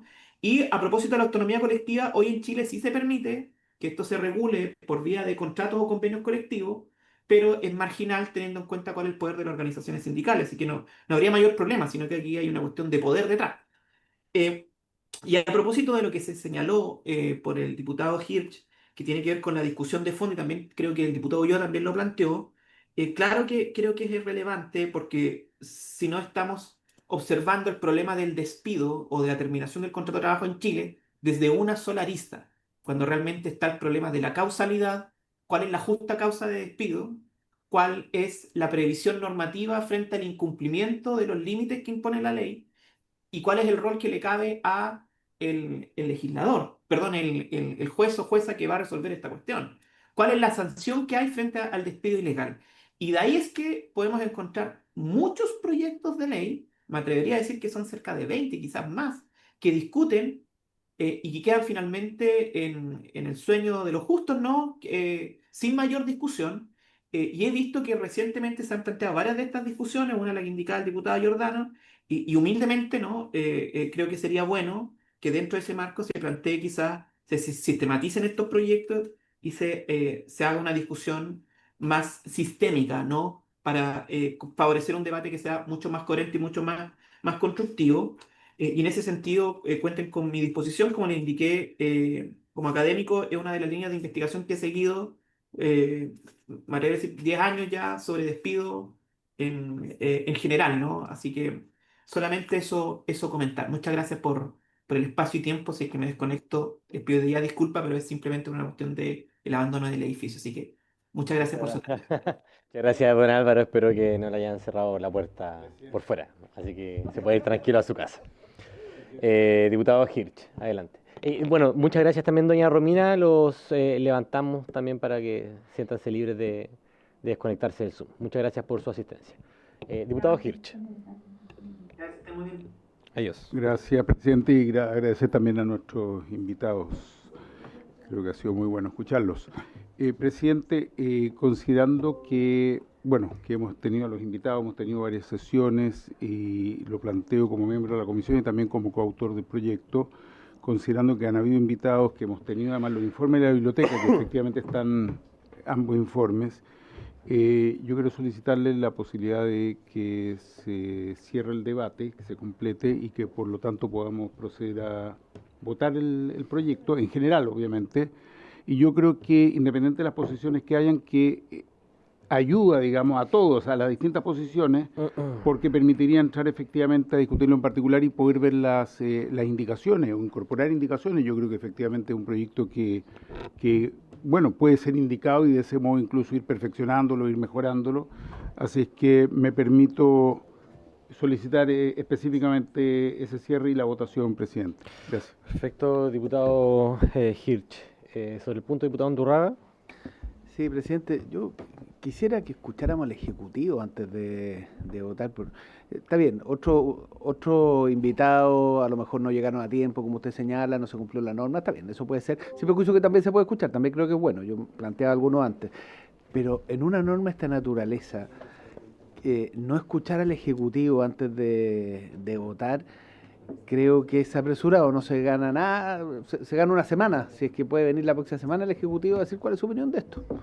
A lo mejor tampoco cambia la votación, pero creo que no está bien presentar una votación de esta naturaleza sin la opinión del Ejecutivo al menos. Gracias, diputado Undurraga. ¿Diputado Sandón? ¿No? Ya, a ver, mire, esta comisión ha intentado recoger presentaciones de todos los parlamentarios que han venido acá a proponer normativas. Le he pedido también a la oposición que también presente su normativa y no... Bueno, ahí estamos trabajando en algunos elementos, entiendo que van a ingresar un proyecto de ley, así que se abre aquí el espacio para que transversalmente podamos ir recogiendo la iniciativa. Mire, yo estoy dispuesto a que se vote en general. Creo que le ponemos un poco más de... Le ponemos un poco más de urgencia para que todos se convoquen a la sesión, porque aquí parece que cuando no se vota nada, no viene nadie. Entonces, tampoco significa que lo vayamos a aprobar. Yo creo que hay varios elementos que están sobre la mesa, así que sin perjuicio de que vamos a convocar a la Cámara Nacional de Comercio, vamos a convocar al Ejecutivo, yo prefiero ponerlo en votación. Diputado Ulloa. No, presidente, progresista o no tan progresista, yo creo que hay un tema también de cierta importancia con el tema que estamos tratando. Yo inclusive lo conversé con usted, presidente, y yo creo que es fundamental para el trámite la opinión del Ejecutivo. No, en lo personal yo tengo una muy buena disposición con este proyecto, no me cabe ninguna duda de eso. Yo creo que compartimos el fondo del tema muchos de nosotros. Pero a mí me parece que es relevante, independiente de esa opinión personal que uno tenga respecto a la bondad de este proyecto, con indicaciones naturalmente, con mejorías, me parece eso sí que es fundamental la opinión del Ejecutivo, y en ese sentido, ya como lo he solicitado muchas veces, en proyectos que no me gustan tanto y en proyectos que sí me gustan, no voy a cambiar ese criterio, presidente, y por tanto yo lo llamo a ponerlo en tabla la próxima semana posteriormente a que tengamos la opinión del Ejecutivo. Gracias, presidente. Gracias, diputado Ulloa. Vamos a citar al Ejecutivo la próxima semana, está citado para el proyecto de subsidio, de hecho es la última antes de que citen al detalle, y vamos a aprovechar también de consultarles sobre este proyecto de ley. Sin perjuicio de eso, lo someto a votación, señor secretario, para que pida la posibilidad de votar. El cierre del debate, claro, se vota el cierre del debate. Sí, presidente, tenía esa duda. Los diputados que estén de acuerdo en cerrar el debate, sírvanse a levantar la mano. Repito, los diputados que estén de acuerdo en cerrar el debate, sírvanse a levantar la mano. 1, 2, 3, 4. Los diputados que estén en desacuerdo con cerrar el debate, sírvanse a levantar la mano. 1, 2, 1. ¿Quién? Los diputados que están en el 3. Los diputados que se obtienen. No, la señora Sicardini no votó por cerrar el debate. Cuando yo tomé la votación, ella no levantó la mano. Sí, pero es que cambia la votación, señora Sicardini. Porque si usted no votó, se rechaza el cerrar el debate. ¿Sí? Si yo tomo su voto después de que usted no votó, me cambia el resultado. Diputada Sicardini. Presidente, pido la votación nominal, que es lo que corresponde por reglamento. Gracias, presidente. Que ya se votó ya. Pero señora Sicardini, usted no es que no haya votado, yo se abstuvo nomás, yo iba a continuación de los que votaban en contra del cierre del debate, iba a anunciar quiénes se abstenían. Y en ese caso iba a estar usted, porque usted no había votado ni a favor ni en contra. Pero igual estando presente su voto, entonces es abstención. Si usted si usted no hace presente su voto es abstención. Y en ese caso es que se votó, ya no procede. Pero si nadie dice que no está presente, señor secretario. Espere, señor secretario, deme un segundo. Pero si se pre- Estamos en votación, señor secretario, sí. Se pide la votación por, digamos, como siempre se ha votado, no levantando la mano. No, presidente. Lo que sucede es que la votación nominal uno la toma nominalmente por seguridad de la votación. Estas son votaciones económicas, no necesitan ser nominales. No necesitan. Lo dice el reglamento, presidente. Reglamento, diputado Ulloa. Perdón, diputado Huello. Gracias, presidente. Presidente, no, es que yo tengo una diferencia de interpretación con el secretario, porque el voto de abstención es un voto expreso. Uno no puede presumir un voto como expresión de voluntad que equivale a una abstención. Entonces, estando presente la diputada Chicardini, como ya me lo tiene hecho a votar, entonces no hay una abstención. Yo creo que lo que corresponde, señor presidente, es que se repita la votación o se incluya el voto favorable de la diputada Chicardini, como así lo expresó. No, es que, yo no quiero ser un obstáculo que ustedes adopten acuerdo. No hay aquí intención ninguna por obstruir la tramitación de este proyecto. Pero cuando se toma una votación, se piden primero los votos afirmativos. Y cuando se pidieron los votos afirmativos, usted no levantó su mano, a pesar de estar presente. En continuación se piden los votos negativos. Y a continuación se piden las abstenciones. Usted podría tampoco haberse abstenido, pero está presente en la sesión y por supuesto y se estima entonces que su voto es de abstención, porque usted no lo manifiesta. Diputada Chicardini. Presidente, mire, cuando se pide la votación nominal, uno incluso puede decir, quiero votar al final. Cuando en cualquier votación alguien no ha emitido su votación, normalmente se pregunta, diputado, diputada, ¿cómo va a votar? ¿Quién falta por emitir la votación? O sea, es algo de sentido común. Yo lamento de que se haya generado esta confusión, pero lo que corresponde es que si es que no me pronuncio, tampoco se puede deducir que yo voto de una forma u otra.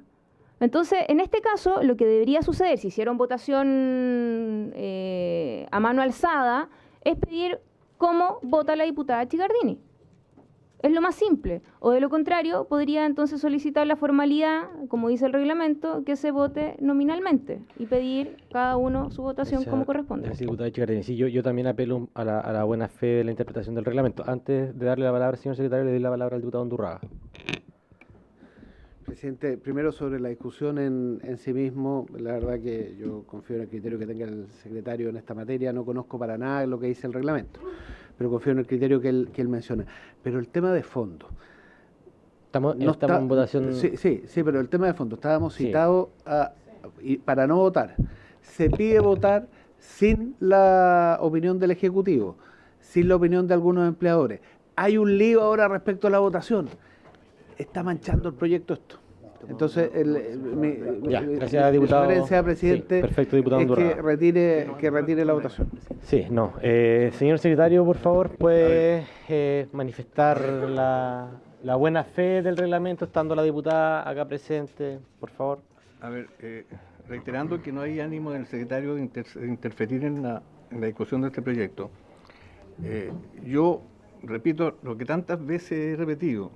El secretario no interpreta el reglamento, el secretario le hace presente a los diputados cuál es el reglamento que debe aplicarse en el caso particular. Quien interpreta el reglamento es usted, y usted resuelve en definitiva si la que dice el secretario está de acuerdo con él o no. Sí, mire, a ver, más allá del tema de fondo que coincido con el diputado Undurraga, uno puede tener ahí una diferencia, creo que estando la diputada Chicardini presente y habiendo ella planteado 2 veces su punto, creo que corresponde tomar su votación, señor secretario, interpretando de buena fe. No quiero forzar acá, más allá de las diferencias que tengamos en el fondo, porque este debate va a continuar. Vamos a presentar indicaciones, vamos a recibir a la Cámara de Comercio, al Ejecutivo, la próxima semana, etcétera. Así que, por favor, señor secretario, tome la votación. Repetimos la votación, presidente. Repita la votación, secretario, por favor. Los señores diputados que estén de acuerdo en cerrar el debate, sírvanse a levantar la mano. Los señores diputados que rechacen cerrar el debate, sírvanse a levantar la mano. Se cierra el debate, presidente. Muchas gracias, señor secretario, por acoger la buena fe de la interpretación del reglamento. Ahora pida la votación, por favor, señor secretario, en general. Votación en general. En general. Señora Sicardini, ¿cómo vota usted? A favor. Señor Cuello. A favor. Señor González. Señor Giordano. A favor, secretario. Señor Hitch. A favor. Señor Lavé. Señor Leal. Señor Santana. Señor Sauerbaum. Señor Ulloa. Señor Undurraga. Señor Sandón. Señor Ibáñez. A favor. 5 votos a favor, 3 abstenciones, presidente. Perfecto. Se aprueba en general. Vamos a fijar algunas audiencias para la próxima semana que vamos a avisar oportunamente el día jueves. La próxima semana tenemos en consideración seguir revisando el proyecto de ley del subsidio unificado. También vamos a recibir al Ejecutivo para que converse sobre este proyecto. Ahora tenemos el proyecto de ley del doctor Palma, que justamente dice relación con el permiso laboral en los exámenes preventivos del cáncer gástrico. Diputado Palma, le doy la palabra y hay un invitado que es Arnoldo Riquelme, donde pido la unanimidad para que pueda exponer, digamos, por Zoom. ¿No hay problema? Perfecto. Adelante, diputado Sí, Palma. presidente, agradezco que haya considerado poner este tema en tabla. Solamente muy brevemente para presentar y agradecer a nuestro expositor, que es el doctor Arnoldo Riquelme. ¿Quién es el doctor Arnoldo Riquelme? Es un profesor titular del Departamento de Gastroenterología de la Facultad de Medicina de la Pontificia Universidad Católica de Chile, del Centro para la Prevención y Control del Cáncer y presidente de la Sociedad Chilena, fue presidente de la Sociedad Chilena de Gastroenterología y de la Organización Panamericana de Gastroenterología, del Comité de Expertos del Código del Cáncer, de la Organización Panamericana de la Salud, del Comité de Expertos de Estrategias para Prevención del Cáncer de la OMS, fundador del Registro Latinoamericano del Helicobacter pylori y del proyecto HOPE para la prevención del cáncer gástrico en América Latina. Pido disculpas si lo he dicho en forma muy rápida, pero finalmente son los pergaminos que exhibe nuestro expositor y espero que a la luz de su exposición, porque es la persona más experta que pudimos encontrar, para que nos ilustre respecto de la importancia que tiene la pesquisa del Helicobacter pylori y la correlación que tiene, que ya la hemos dicho, con las patologías gastrointestinales altas, particularmente el cáncer gástrico y su alta letalidad en nuestro país. Así que, sin otro particular, agradecer, presidente, y ojalá podamos escuchar al expositor. Gracias. Muchas gracias, diputado Palma. Le damos la palabra a don Arnoldo, entonces, Arnoldo Riquelme. Él es miembro de la Sociedad Chilena de Gastroenterología, quien está invitado también un doctor referente latinoamericano. Así que adelante, don Arnoldo, tiene usted la palabra. 10 minutos y luego abrimos el debate. Muchas gracias, presidente. No sé si se escucha bien o quizás me saco el audífono. ¿Se escucha bien? Ya, se escucha bien. Adelante. Perfecto, perfecto. Antes que nada, agradecer la invitación y mis disculpas del caso porque me encontraba de vacaciones de invierno, así que no pude acompañarlos presencialmente. Me parece que la instancia es realmente muy importante y les quiero hacer una breve reseña de lo que implica el cáncer gástrico y cómo se puede prevenir. El cáncer gástrico es una patología que genera una alta mortalidad. Prácticamente el 80% de las personas que padecen cáncer gástrico en Chile están muertas a 3 años plazo. Y eso es básicamente porque no existen planes de prevención del cáncer gástrico que sean adecuados. Contamos con 2 GES, un GES de Helicobacter pylori que nos da acceso universal al diagnóstico y tratamiento de esta bacteria, que es el principal carcinógeno productor del cáncer de estómago. Y en segundo lugar contamos con otro GES, que es el GES de cáncer gástrico, que es el que permite otorgar a nuestros pacientes el tratamiento efectivo, que es la cirugía y la quimioterapia cuando este es tratable. Existe un tercer GES que tiene que ver con los cuidados paliativos cuando los pacientes con cáncer gástrico no tienen esta cobertura. Así que primero que nada quería reconocer, porque muchas veces en estas sesiones se habla desde una mirada un poco pesimista. Creo que nosotros tenemos grandes fortalezas como país respecto a otros países de América Latina que me toca visitar y contamos con una cobertura bastante robusta. Desde el punto de vista de la prevención, la principal herramienta que hemos utilizado hasta la fecha es la endoscopía digestiva alta, que es un examen invasivo que uno introduce un tubo que tiene una cámara y que permite tomar biopsias de lo que uno está visualizando desde el esófago, estómago hasta llegar al duodeno, que es la primera parte del intestino delgado. Y a través de esta endoscopía uno puede tomar unas biopsias estandarizadas como un mapa del estómago que se llama protocolo Sydney. La Asociación Chilena de Endoscopía Digestiva fue pionera en América Latina del 2014 que propuso el seguimiento de estas condiciones premalignas y a través de este proceso nosotros podemos hacer seguimiento de los estómagos que están en más riesgo. Más o menos un 5% de los pacientes que tienen atrofia metaplasia intensa, que es un puntaje que se llama OLGA, que está en los estadios 3 y 4, tienen 5% de riesgo de hacer cáncer a 3 años plazo. Nos permite identificar la gente que está en mayor riesgo. Y eso es lo que hacemos en la última década, que es hacer endoscopías. Esta aproximación es cara y es insuficiente. Entonces, dentro de los programas de prevención del cáncer gástrico, lo que hemos hecho en varias regiones es lo que voy a detallar a continuación. Lo primero es que en los menores de 40 años se recomienda realizar un test de aire expirado o un antígeno en deposiciones de Helicobacter pylori, que son exámenes no invasivos, con lo cual podemos diagnosticar la presencia de la bacteria y erradicar el carcinógeno antes de que genere daño en el estómago. El tratamiento antibiótico es por 14 días, es bastante bien tolerado, menos del 10% de los pacientes abandona el tratamiento y por un costo muy bajo, que está entre los 40 y los 60.000 pesos de tratamiento unitario cubierto por el Estado, porque es parte del GES, se logra eliminar esta bacteria y logramos una erradicación bajando en un 38% el riesgo de cáncer. Eso baja la incidencia del cáncer de estómago. Y en segundo lugar, esta es la estrategia por sobre los 40 años, tenemos un piloto que se hizo de estratificación de riesgo a través de exámenes de sangre que lo desarrollamos junto al MinSal, la DIVAP del MinSal, junto al SECAN, que es este Centro de Prevención y Control del Cáncer, que es un proyecto FONDAP financiado por la Ley del Cáncer.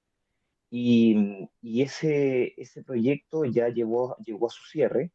Tenemos el piloto que tomó un par de años realizarlo en 5 regiones de Chile.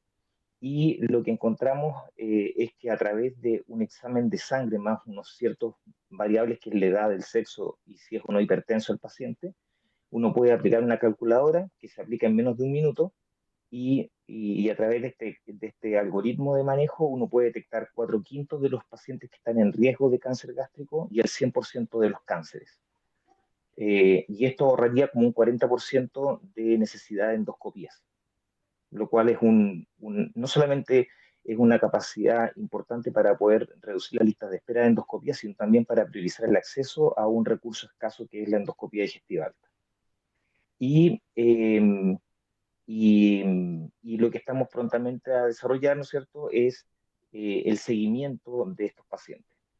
En concreto, lo que nosotros hicimos en el Hospital de Molina, que es una comuna de la región del Maule, con 50.000 habitantes, que ya llevamos un 13% de la población escriniada, más de 6.700 exámenes de aire expirado se han realizado y más de 2.000 GES se han activado.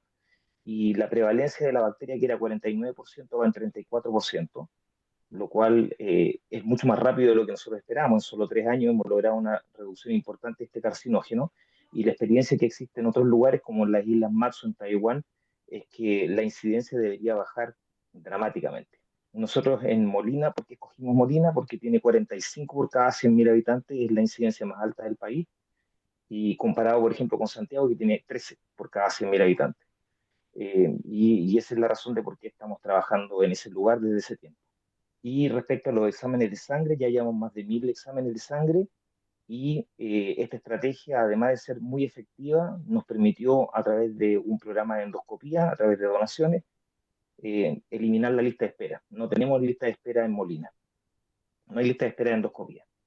Y eso es un recurso muy importante porque ustedes saben mejor que nosotros, ¿no es cierto?, que las listas de espera son un problema. Hay más de 50.000 endoscopías en lista de espera en todo el país, y esta estrategia no solamente permite llegar oportunamente con la endoscopia, sino también ser muy efectivos en la gestión de esta lista de espera. Los costos lo hemos analizado también con un estudio de costo-efectividad. La erradicación del Helicobacter pylori es costo efectivo para el país, basado en nuestro per cápita, y la reducción de costos a través de estos exámenes de sangre es bastante inferior, aumentando la capacidad diagnóstica endoscópica con la misma capacidad montada que existe en este momento, tanto en el sector público como privado. Quizás lo dejaría ahí para poder responder a más preguntas, y respecto a lo que tiene que ver con esta ley, obviamente que esto afecta a gente que está en edad activa. Por lo tanto, el acceso legal, ¿no es cierto?, para que las personas puedan hacer sus exámenes de chequeo, tanto para el aire expirado, para la erradicación del Helicobacter pylori, como para los exámenes de sangre y endoscopía en caso de que sea necesario, es de vital importancia, porque la idea es que las medidas preventivas se hagan antes de los 40 años y las endoscopías en general, los cánceres gástricos empiezan a afectar a nuestra población de los 50 años en adelante. Por lo tanto, afecta a gente que está en edad laboral. Muchas gracias. Gracias, doctor Arnoldo. Diputado Sandón y luego diputado Palma. Gracias, doctor, por su exposición. Yo desde algún tiempo también me he metido porque en nuestro distrito han habido ciertos planes pilotos, pero lamentablemente la conclusión que han llegado algunos de estos médicos es que las endoscopías, aquí le dicen gastroscopía, que se hacen hoy, en el fondo tienen un bajo diagnóstico en los cánceres pequeños, como que no pueden detectar cuando la cosa está en sus inicios, y que hay que hacerlos con inteligencia artificial, y que esto incluso podrían llegar a hacerlo los médicos familiares, sí, porque hoy día en China sí se está haciendo. Entonces, porque este proyecto lo que pretende es hacerse este examen, que los trabajadores tengan el tiempo para ir a hacérselo, ¿no? Pero si la pesquisa es muy baja, me gustaría saber eso, porque al menos en la experiencia que yo tengo en Puente Alto, donde se hizo un piloto, fue muy baja, sobre todo cuando el cáncer es inicial. Claro, cuando el cáncer ya está muy avanzado, claramente lo pesquisa, ¿no? ¿Y qué posibilidad existe, dado que usted dice que están haciendo pilotos en distintos lados, justamente de empezar a trabajar con esta inteligencia artificial que viene directamente de China, donde en los mismos consultorios, yo sé que esto le causa estragos o molestia a las personas que son especialistas y quienes hacen estos exámenes, pero el objetivo final es mucho más importante, o sea, que esto sea más masivo y que pueda pesquisar cuando realmente esto está comenzando. Entonces, me gustaría saber cuál es su experiencia al respecto de lo que yo le estoy mencionando, y cosas que no se me ocurrieron a mí, sino que lo he conversado con doctores que son especialistas también en esta materia y que también han hecho planes pilotos y se han dado cuenta que hay que buscar por otro lado para que realmente esta pesquisa sea inicial, con otro tipo de tecnología, para que sea mucho más eficiente a lo que hoy día se está haciendo, incluso los planes pilotos. Muchas gracias, diputado Sandón. Espere, don Arnaldo. Vamos a hacer la ronda de preguntas y luego le voy a dar la palabra. Espéreme un segundito. Diputado doctor Palma. Sí, yo quería hacer un par de precisiones. O sea, efectivamente la innovación tecnológica permite avances que van superando lo anterior. Eso pasa en todo el mundo. Pero acá sabemos a ciencia cierta que comparando, por ejemplo, con Japón, que tenía tasas similares a las nuestras, solamente haciendo endoscopía, con pesquisa en estadios incipientes de la enfermedad o de lesiones premalignas, no necesariamente maligna, y fundamentalmente del Helicobacter pylori, que está presente en un porcentaje elevado de la población, el tratamiento de este predictor de riesgo evita el riesgo o disminuye el riesgo de hacer la enfermedad o permite la pesquisa oportuna. Yo lo mencioné al principio, la primera vez que vine presidente. En Japón se ha logrado que hoy día la sobrevida a 5 años por cáncer gástrico es de un 90% aproximadamente, y en Chile sea lo inverso, un 10%, y solamente porque estamos llegando tarde, con la tecnología de que disponemos, ¿no? Por supuesto que hay que focalizar en grupos de riesgo. El colega ha explicado acá que hay otro tipo de metodologías cuando son personas más jóvenes, en fin. Pero bueno, eso quería como aclararlo. O sea, el objetivo de la examen no necesariamente es pesquisar un tumor. Si se pesquisa, fantástico, porque la idea es pesquisarlo en un estadio inicial. Pero ya pesquisando la bacteria sin haber ninguna lesión maligna, es un gran avance. Eso quería explicar, presidente. Gracias, diputado Palma. Diputado Ulloa quiere tomar la Sí. palabra porque lo veo muy inquieto. Adelante, diputado Ulloa. Gracias, gracias, presidente. No, que me dio saludar al doctor, a don Arnoldo Riquelme, ¿cierto? Saludarlo con afecto. La verdad, he tratado de pesquisar esta bacteria, no es fácil, ¿ah? Es media rebelde, la verdad. Prácticamente la mitad de la población la tiene. No sabía en todo caso que era un antecedente fundamental para la detección del cáncer gástrico. Me quedó, doctor, la idea en la cabeza, que no la voy a poder sacarla tan fácil, que es el 80% de mortalidad a 3 años. Me quedo con ese dato. Ahora, sí, preocupado quedo, obviamente, preocupado porque no es mi área, pero si el doctor, y además el doctor Palma me lo ha señalado, y fue el motivo por el cual insistimos para que el presidente le pusiera en tabla este proyecto. O sea, no es un tema menor. Mi consulta, doctor, es la siguiente. Nosotros estamos tratando, más allá del punto de vista de un permiso laboral que ya de por sí tiene ribete con los empleadores, que ya tiene una complicación aparte.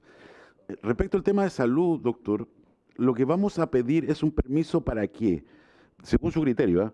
Es un permiso para una endoscopía, ¿cómo se llama? Endoscopía alta, o para qué tipo de examen se va a pedir el permiso, es decir, qué examen es el más hábil para detectar la presencia de esta bacteria. Porque así lo entiendo yo. ¿Es necesariamente una endoscopía alta?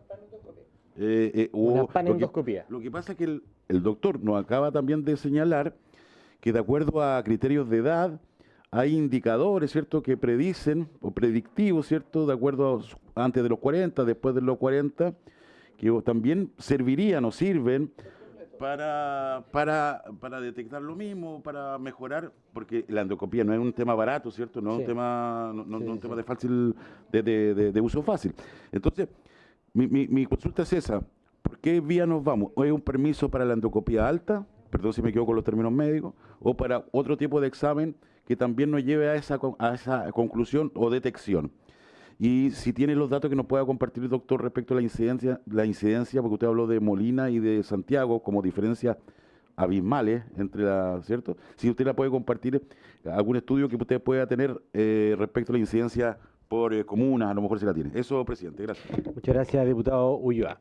Ya, le vamos a dar la palabra al doctor Arnoldo y con eso vamos a cerrar. Me encantaría poner en votación ahora, pero creo que sería abusar de mi posición de presidente.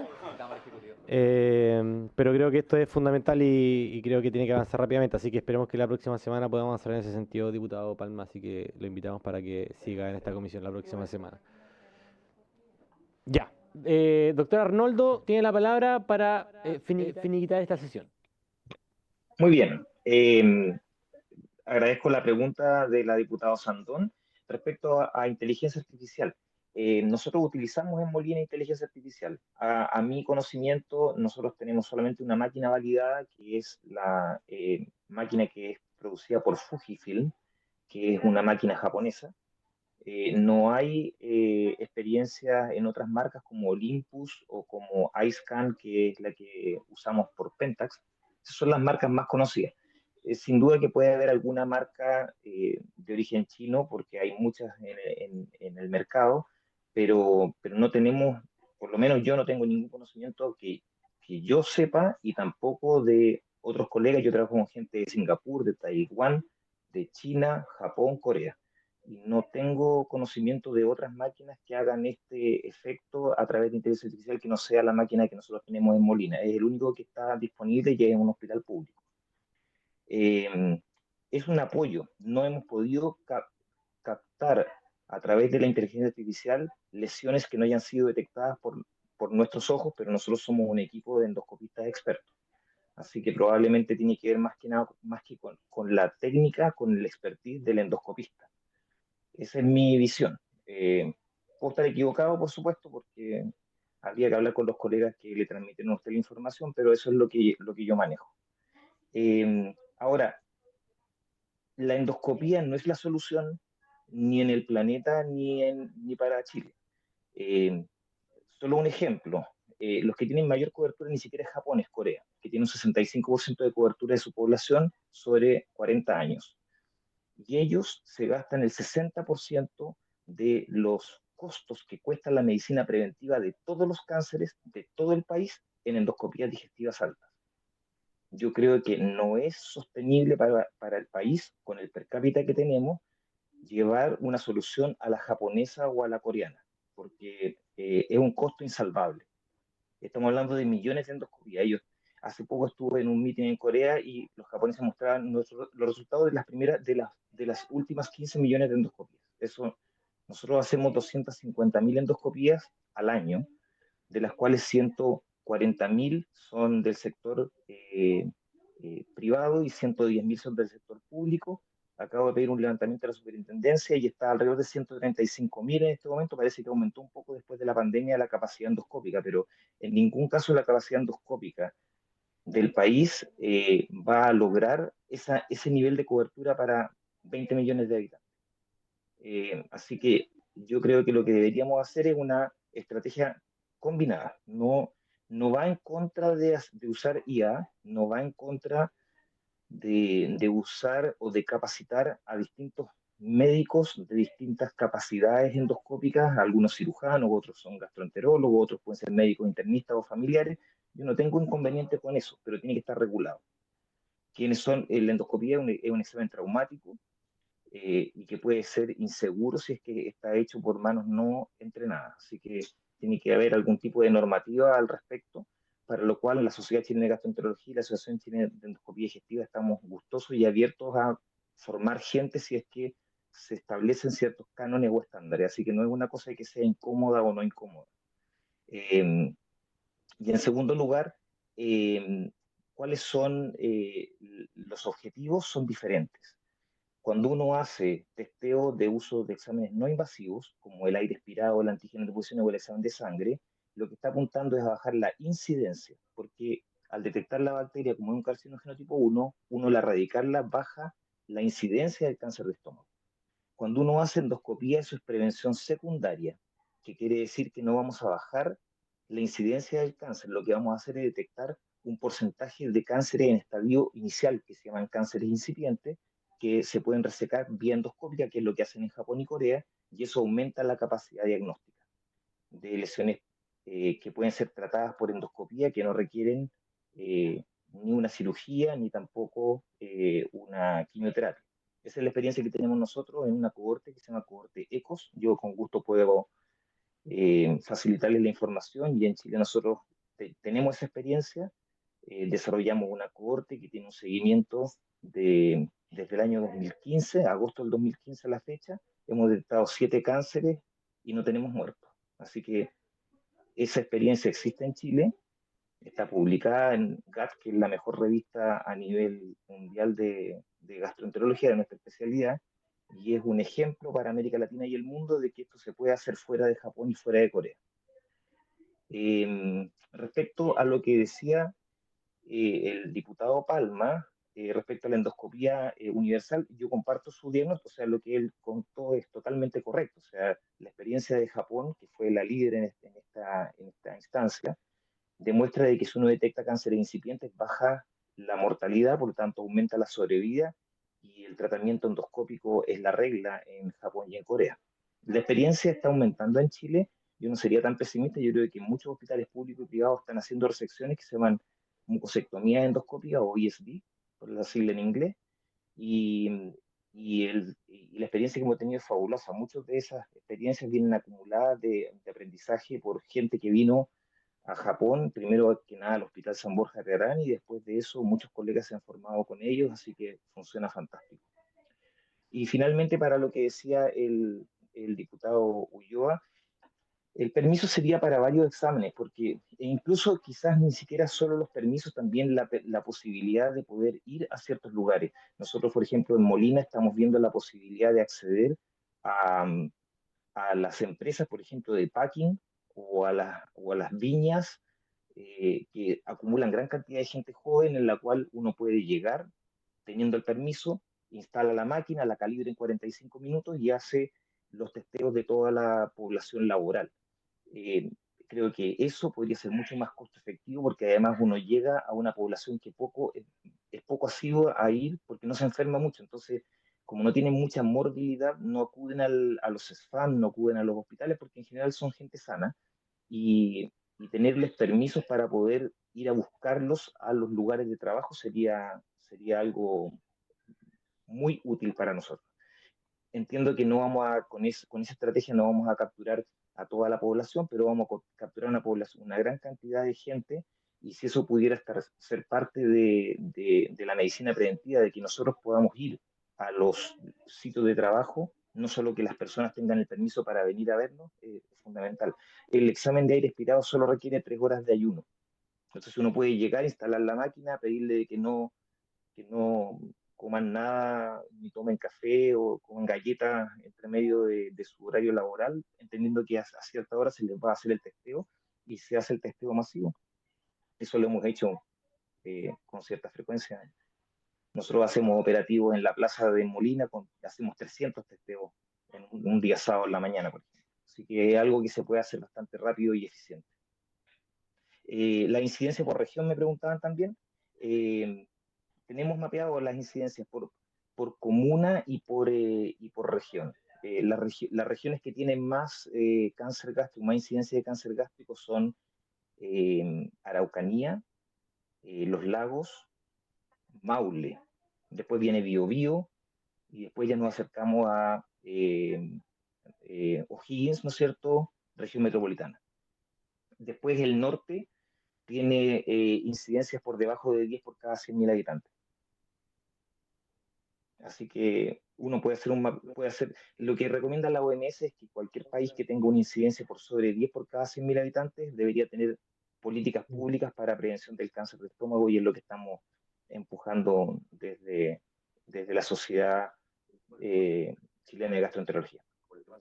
Doctor Arnoldo, usted tiene el registro de la incidencia por región, por comuna. Si pudiese enviarnos ese documento a la comisión, por favor, para tenerlo Claro. a la lista para cuando definamos. Muchas gracias por su exposición, don Arnoldo, que ha invitado también cordialmente para la próxima sesión. Mire, a ver, tenemos y perdón por, por interrumpirle su descanso, su feriado legal. Tenemos... Sí, tenemos, este proyecto ya lleva 2 sesiones discutiéndose.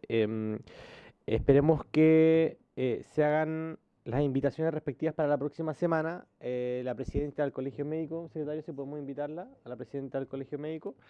Y bueno, también abierto a los parlamentarios para realizar más invitaciones. Pero creo que más o menos está claro los puntos. Yo creo que ya al menos podemos ponerlo en votación general para la próxima sesión. Ya. Vamos por partes. Vamos por partes. Ya, vamos a evaluar la tabla de fácil despacho. Doctor Palma, muchas gracias por su asistencia a esta comisión. Nosotros aquí estamos muy agradecidos de su proyecto de ley, así que vamos a gracias, avanzar. presidente, a usted, a los miembros de la comisión y también al colega que es un experto en el tema, que yo creo que ha sido bastante ilustrativo respecto del impacto que puede tener la detección precoz del Helicobacter o de la condición incipiente de cáncer gástrico. Perfecto. No Bueno, nos por olvidemos haberse- que mueren más de 3.400 personas al año por esta Sí, condición. Solo preguntarle por su intermedio al diputado Diputado Palma. Sandón. Yo no leí el proyecto, conozco el general, pero me imagino que está todo, no es solo que te den el permiso, sino que la metodología para pedir el permiso, ¿no? Porque me están diciendo que tengan un permiso, tiene que ser para ir a hacerse el examen, con horario, con de todo, ¿no? O sea, está todo especificado en el Es una proyecto. especie digamos, de ser certificado. Sí. Claro. Ya existen 2 permisos en el Código Laboral, el de la próstata y el de la mamografía. Sí, presidente, solo una aclaración. Lo que pasa es que este examen, por ejemplo, la endoscopía, no es un examen que uno vaya, se lo tome y se devuelva a la pega, porque generalmente se usa un inductor que es el midazolam, que produce incluso amnesia temporal, quien quiera que se lo haya hecho, y uno queda despistado por lo menos 12 horas. Entonces es un examen que requiere en realidad un día de permiso. Perfecto. Bueno, muchas gracias, doctor Palma. Por haberse cumplido el objeto de la sesión, esta se levanta. Nos vemos la próxima sesión.